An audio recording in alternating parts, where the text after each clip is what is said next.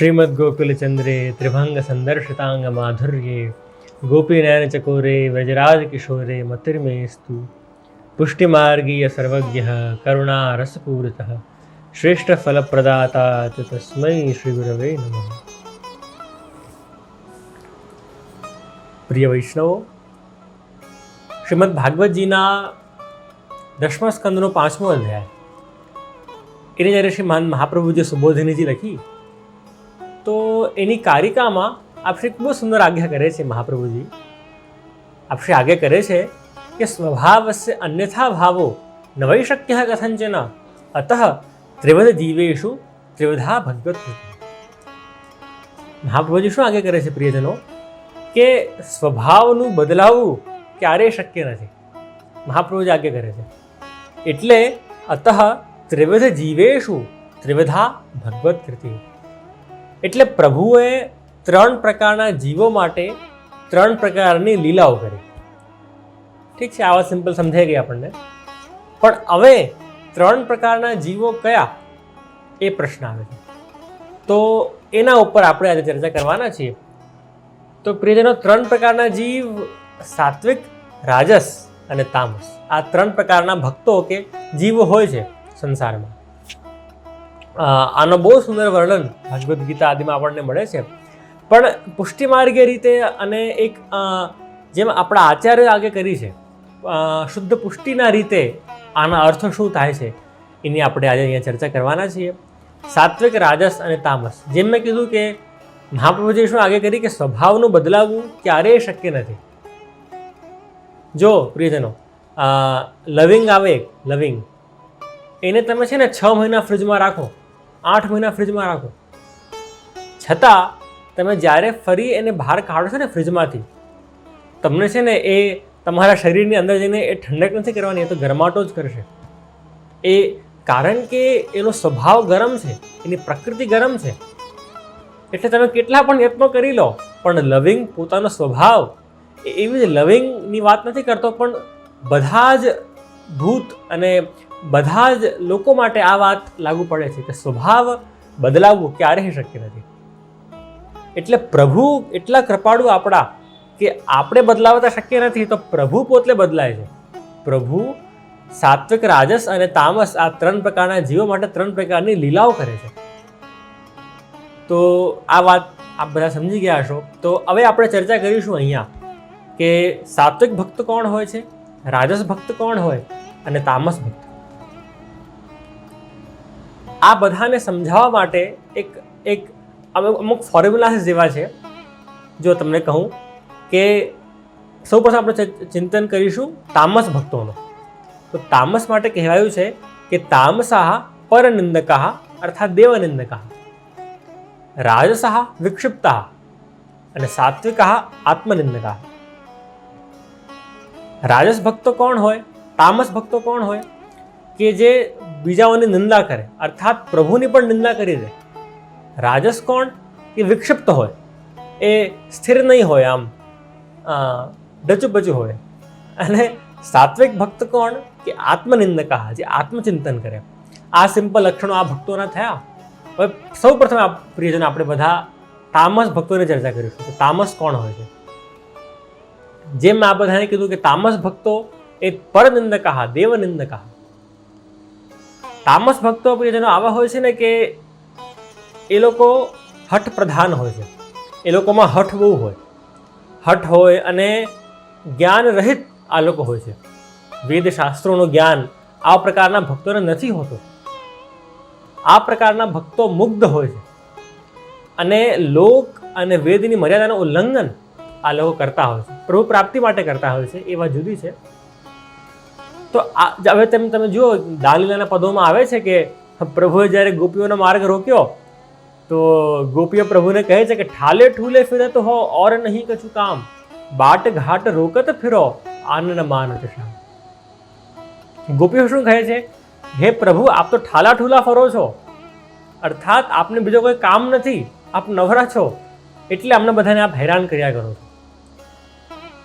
હવે પ્રશ્ન આવું થાય કે શું પરમાત્માને આવું કહેવું ઉચિત ખરું?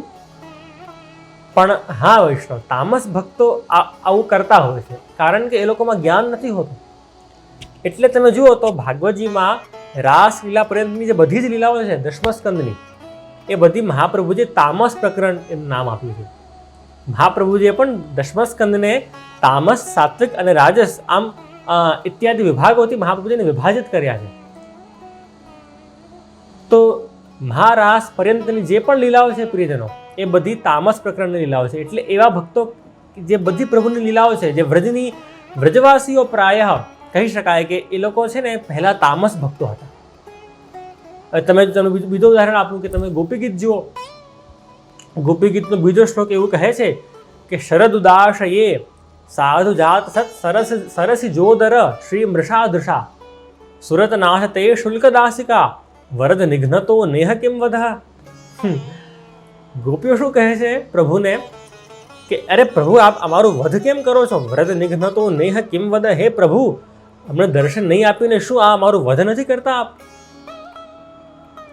તો આવા અર્થાત પ્રભુને કાંઈ પણ એ લોકો કહી શકે. તામસ ભક્તો જે હોય છે એ લોકોની પ્રકૃતિ એવી હોય છે કે કારણ કે એ લોકો હઠ પ્રધાન હોય છે અને જ્ઞાન રહિત હોય છે, એટલે એ લોકો પ્રભુને કાંઈ પણ કહી શકે. એટલે રાસ પછીની તમે વૈષ્ણવ લીલા જુઓ તો રાસ સુધીની બધી લીલા તામસ પ્રકરણની અંદર છે, અને રાસ પછી તામસ પ્રકરણ સમાપ્ત થાય છે. અર્થાત રાસ પછી વ્રજવાસીઓનો જે તામસ, એની અંદર જે તામસ ભાવ રહેલો હતો એનો પ્રભુએ નિવારણ કર્યો છે. તો આ પ્રમાણે આપણા થયા તામસ ભક્તો. હવે આપણે ચાલીએ રાજસ તરફ. જેમ મેં બધાને કીધું કે રાજસા વિક્ષિપ્તા, એ લોકો છે ને વિક્ષિપ્ત હોય, અર્થાત ઇન્ડિસિસિવ હોય, આમ કહી શકો. ખબર નહીં પડે કે શું કરવું અને શું નહીં કરવું. એ એવા જે ભક્તો હોય છે ને એને રાજસ ભક્તો કહેવાય. હવે તમે જુઓ તો જ્યારે ઉદ્ધવજી વ્રજમાં પધાર્યા, જે લીલા ભાગવતજીના દશમ સ્કંદના 47માં અધ્યાય 47th અધ્યાયમાં છે, જે ભ્રમર ગીતનો પ્રસંગ છે, જ્યાં કે મધુપકેતો બંધો માં સ્પૃશાંગી સપત્ન્યાહ. તો ઉદ્ધવજી ઉપદેશ આપ્યો ગોપીઓને. હવે જેટલી વાર ગોપીઓને એ ઉપદેશ પોતાના મનમાં સ્ફુરિત રહ્યું, એ ધારણ કર્યું, જેટલા સમય, એટલા સમયે એમને પ્રભુનો વિરહ દૂર થયો કે પ્રભુ સર્વાત્મા છે એને સર્વમ ખલુ ઇદમ બ્રહ્મ. પ્રભુ તો જુદા થઈ જ નહીં શકે વ્રજથી. ઉદ્ધવજી જે ઉપદેશો આપ્યા, પણ જે ક્ષણે એ લોકો ઉપદેશો ભૂલે છે ફરી એ લોકોને પ્રભુનો વિરહ અનુભવાય છે. ફરી જે મિલવો નયન હીકો નીકો જે કહે છે, અમારે તો નયન મળે પ્રભુથી તો જ માને કે કણકણના ભગવાન બિરાજે છે, બાકી અમે નહીં માનીએ. ઉદ્ધવજીને જે કહે છે ગોપીઓ. તો રાજસા વિક્ષિપ્તા, રાજસ ભક્તો, મેં આપ બધાને જેમ મેં કીધું કે એ વિક્ષિપ્ત હોય છે.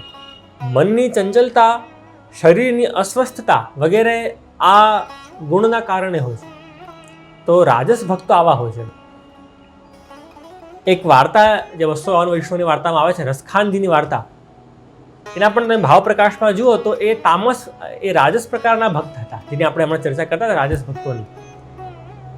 તો રસખાનજીનું તમે એમાં વાંચો તો પહેલા એમને છે ને એક સાહુકારના દીકરાથી પ્રેમ થઈ ગયો હતો. એમાં પ્રગાઢ આસક્તિ એમને, એનું જૂઠન ખાય ને એમની પાછળ ફર્યા કરી રસખાનજી. પણ પછી પ્રભુના દર્શન કર્યા, જે વૈષ્ણવે પાગ કાઢી અને કૃષ્ણજીનું ચિત્ર દર્શન કરાવે રસખાનજીને, ત્યારે તરત એમની જે આસક્તિ બાળકમાં હતી એ ફેરવાઈ ગઈ અને ઠાકોરજીમાં લાગી ગઈ. અર્થાત વિક્ષિપ્ત, કે ક્યારેક બાળકમાં ક્યારેક પ્રભુમાં. એટલે રાજસ ભક્તો કેવા? ફરી રિપીટ કરીશ, તામસ ભક્તો એવા કે જે પ્રભુને કાંઈ પણ કહી દે, હઠીલા હોય, જ્ઞાન રહિત હોય, મુગ્ધ હોય એ લોકો. રાજસ ભક્તો કેવા હોય કે એ વિક્ષિપ્ત હોય, એ લોકોને ખબર નહીં પડે કે ભાઈ શું કરવું શું નહીં કરવું. હવે ઉદ્ધવજી ઉપદેશ આપ્યો તો શું ઉપદેશનું ગ્રહણ કરવું કે નહીં કરવું, આ બધા દ્વિધાઓ જે ગોપીઓને અનુભવાય ત્યાં વ્રજની લીલાઓમાં, એ બધી લીલાઓ આની અંદર આવે છે. અને ફરી અને એના પછી જ્યારે ભક્તોનું રાજસ ભાવ દૂર થયો ત્યારે એ લોકો થયા સાત્વિક ભક્તો. આ ત્રીજો પ્રકાર છે ભક્તોનો, સાત્વિક ભક્તો. ગીતામાં કહેવામાં આવ્યું 14મા અધ્યાયમાં, સત્વાત સંજાયતે જ્ઞાનમ, કે સત્વગુણથી આપણી અંદર જ્ઞાન આવે છે. તો એટલે સાત્વિક ભક્તો છે એ છે ને વૈષ્ણવ પ્રાય આત્મનિંદક હોય છે. અર્થાત પોતાનું દોષ વિચારે, આત્મચિંતન કર્યા કરે. સંતોષ આ ગુણનું એક લક્ષણ છે. જેમ તમે જુઓ તો કીર્તનોમાં આવે છે કે અપનો દોષ વિચાર સખીરી એને શું કશું ન કહીએ. સૂરદાસજી ગાય છે. તો આ સાત્વિક ભક્તો થયા કે પોતાનો દોષ વિચારો કે મારાથી શું ભૂલ થઈ, પ્રભુની સેવા કરી છે તો અમારાથી કોઈ અપરાધ નથી થતો. આ ગુણ થયું સાત્વિક ભક્તોનું. ફરી ભાગવતજીની વાત કરીએ તો ભાગવતજીના 10મા સ્કંદના 82nd અધ્યાયમાં એક પ્રસંગ છે કે એક વખત એવું થયું કે કુરુક્ષેત્રમાં સૂર્યગ્રહણ પડ્યું અને ત્યાં કૃષ્ણ ભગવાન પધાર્યા અને વ્રજની ગોપીઓ પણ ત્યાં ઉપસ્થિત હતી. જે પ્રભુનું વિરહ, રાસ પછી પ્રભુનું વિરહ થયું, પ્રભુ મથુરા પધાર્યા વગેરે જે લીલાઓ થઈ. અને એના પછી ફરી એવો એક સમય આવ્યો કે જ્યારે પ્રભુ અને ગોપીઓ મળ્યા કુરુક્ષેત્રમાં સૂર્યગ્રહણના સમય. પ્રભુ એમના સન્મુખ હતા, ગોપીઓના સન્મુખ પ્રભુ વાર્તાલાપ કરતા હતા. તો એમાં શ્લોક છે, ગોપીઓ કહે છે 10મા સ્કંદના 82nd અધ્યાયમાં, એક ગેહન જુષામપી મનસ્યુદિયાત સદાનઃ. ગોપીઓ પ્રભુને શું કહે છે કે પ્રભુ આપ એવી જ અમારા પર કૃપા કરો, અમે ઘરના બધા જ કાર્યો કરીએ, બધું જ કરીએ, પણ આપના ચરણારવિંદ હંમેશા સદા માટે અમારા હૃદયમાં સ્થાપિત રહે. અમે ક્યારેય પણ આપણા ચરણારવિંદનું અમને ક્યારે એ અમારાથી ભૂલાય નહીં એવી કૃપા કરવા. ગોપીઓ આટલું જ માંગે છે પ્રભુએ. પણ અહીંયા વિચારવાની વાત એ છે કે જો આ જ ભક્તો જો પહેલાં તામસ ભક્તો હોત ગોપીઓ, તો આ તો પ્રભુથી હટ કરતા કે અરે પ્રભુને અપશબ્દો કહેતા કે અરે તમે તો મથુરા ચાલ્યા ગયા અમને છોડીને એને. પણ કારણ કે રાજસ તામસ બંને ગુણોથી પસાર થઈને અમે લોકો સાત્વિક ભક્ત થયા હતા. સાત્વિક ગુણ એમનામાં પ્રવિષ્ટ થયું હતું. એટલે હવે એ લોકો એવું નથી માંગતા કે પ્રભુ આપ વ્રજમાં પાછા પધારો, પણ એટલું જ માંગે છે કે પ્રભુ અમે જે પણ કાર્યો કરીએ ગ્રહના, એટલા જ આશીર્વાદ આપો, એટલી જ કૃપા કરો કે સદા આપના ચરણારવિંદ અમારા હૃદયમાં સ્થાપિત રહે, અમે ક્યારે આપને ભૂલીએ નહીં. એટલું જ ગોપીઓ માંગે છે. તો એટલે આ વૈષ્ણવ જે મેં કીધું કે જ્ઞાન પ્રધાન ભક્તિ કે સત્વાત સંજાય તે જ્ઞાનમ, એ લોકોને એ જ્ઞાન આવી ગયું.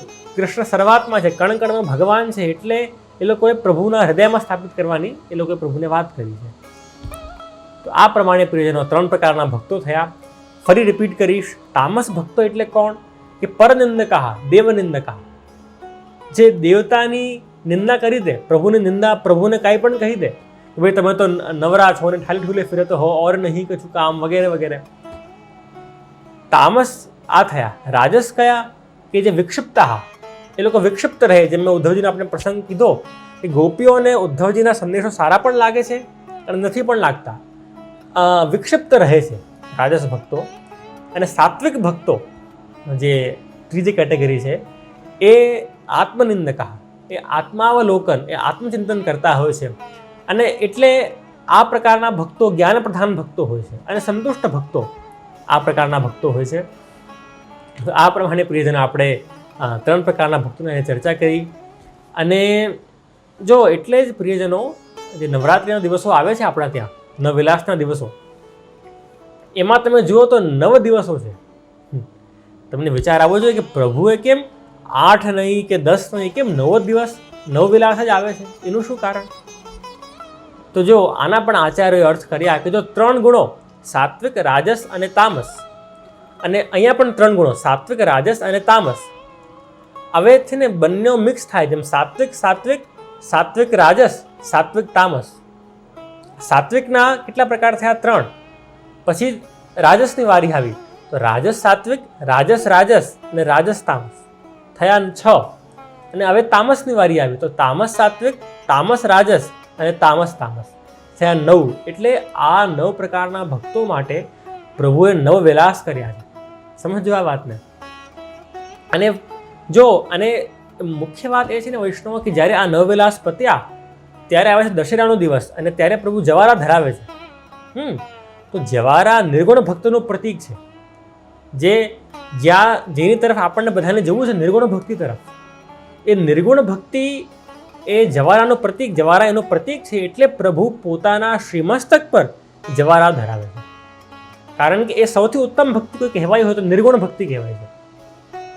જેમ ભાગવતજીના બીજા સ્કંદના 10મા અધ્યાયમાં એ છે કે મુક્તિર હિત્વા અન્યથા રૂપમ સ્વરૂપેને વ્યવસ્થિતિ, કે સાચું ફલ ક્યારે મળશે કે જ્યારે આપણે આપણી ભક્તિને આ બધા ગુણોથી ઇન્ફ્લુઅન્સ નહીં કરીને શુદ્ધ પ્રેમ, શુદ્ધ નિખાલસ ભક્તિ પ્રભુમાં કરીએ. અર્થાત તામસ ભક્તો પ્રભુને પોતાના હઠના કારણે ભક્તિ કરશે, રાજસ લોકો પોતાના મનના વિક્ષેપના કારણે પ્રભુની ભક્તિ કરશે, અને સાત્વિક ભક્તો પોતાના જ્ઞાનના કારણે પ્રભુની ભક્તિ કરશે. તો એટલે આપણા બધાનું એમ શું છે કે આપણને થવું છે નિર્ગુણ ભક્ત, કે જે ભક્તિમાં કોઈ પણ ગુણો અસરકારક નહીં હોય, અને નિર્ગુણ શુદ્ધ પ્રેમ કેવલ એ જ થાય. અને ત્યારે જઈને જે આપણને જે પરમ ફલ છે કે સોષ્ણુતે સર્વાન કામાન તથા બ્રહ્મણા વિપશ્ચિતા તૈત્તિરીય ઉપનિષદમાં કહેવામાં આવ્યું છે એ મળશે. તો પ્રિયજનો બસ આજના માટે આટલું જ. તો આ બધા ગુણોનો વારંવાર ચિંતન કરતા રહેજો અને પોતાના હૃદયમાં આને ઉતારજો. બૃહદારણ્યક ઉપનિષદ કહે કે શ્રોતવ્યો મંતવ્યો નિધિધ્યાસિતવ્ય, કે પ્રભુની જે લીલાઓ છે પહેલાં એનું શ્રવણ કરો, શ્રોતવ્યો, મંતવ્યો, પછી એના પર ચિંતન કરો, અને પછી નિધિધ્યાસિતવ્ય, પછી એનું રિવિઝન કરતા રહો. એમ નહીં કે ભાઈ 5 વર્ષ પહેલાં કોઈ વાર્તા ભણી હતી અને આજે ભૂલી ગયા, એવું નહીં ચાલશે. તો એટલે એનું શ્રવણ કરો, એનું ચિંતન કરો અને વારંવાર એને રિપીટ કરતા રહો. ત્યારે જઈને જે ભક્તના લક્ષણો છે તમારી અંદર ઉતરશે. તો બસ આ જ શુભભાવ અને આશીર્વાદ સાથે હું મારા વક્તવ્યને અહીં જ વિરામ આપું છું. તેથી શુભમ.